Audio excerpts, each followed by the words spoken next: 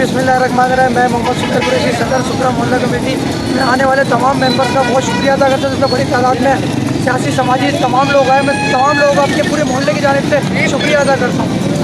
बिस्मिल्लाहिर्रहमानिर्रहीम। चेयरमैन मोहम्मद राजवी और इस वक्त आप देख रहे हैं हम सुमैर भाई के साथ खड़े हैं, मोहल्ला कमेटी के लिए रवा है और इन्होंने बहुत अच्छी तकलीफ रखी और पूरा अच्छा प्रोग्राम रखा।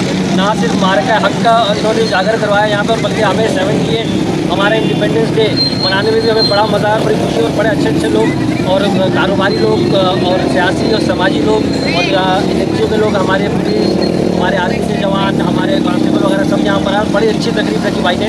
और खेती का यहाँ पर जो मुजाहरा मैंने देखा है, ये बहुत कम लोग होते हैं जो इतने अच्छे से मैनेज कर लेते हैं, जिसके लिए मैं सुमैर भाई का शुक्रिया अदा करता हूँ कि इन्होंने बहुत अच्छा प्रोग्राम आज का अरेंज कराया।